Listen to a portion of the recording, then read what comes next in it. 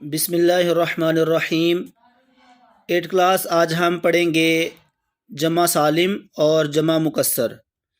عربی میں جمع کی دو صورتیں ہوتی ہیں۔ واحد سے جمع بناتے وقت اگر واحد اسم کے حروف میں کوئی تبدیلی نہ ہو تو اسے جمع سالم کہتے ہیں، جیسے معلم سے معلمین، مکان سے مکانات۔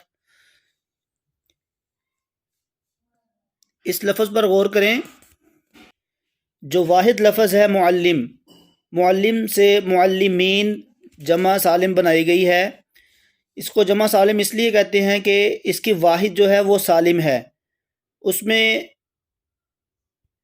تبدیلی نہیں کی گئی، بلکہ میم سے آگے یہ اور نون لگانے سے جمع سالم بن گئی ہے۔ واحد کا صیغہ جو ہوتا ہے وہ سالم رہتا ہے، معلم سے معلمین۔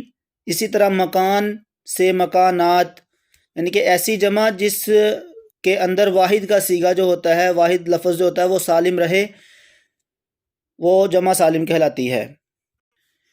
ایک بار پھر دیکھیں، واحد سے جمع بناتے وقت اگر واحد اسم کے حروف میں کوئی تبدیلی واقع نہ ہو تو اسے جمع سالم کہتے ہیں، جیسے معلم سے معلمین، مکان سے مکانات۔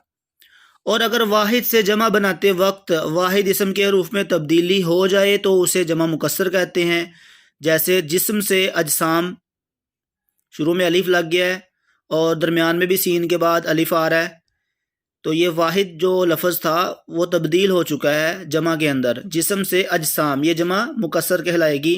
کتاب سے کتب، یعنی کہ واحد کا صیغہ جمع کے اندر سالم نہیں ہے، اس لیے اس کو جمع مکسر کہیں گے۔ جمع سالم بنانے کے قاعدے: جاندار مذکر اسموں کے آخر میں یہ نون زیادہ کرتے ہیں، جیسے ماہر سے ماہرین، معلم سے معلمین۔ بعض اسموں کے آخر میں الف تے لگا کر جمع بناتے ہیں، جیسے حال سے حالات، موجود سے موجودات۔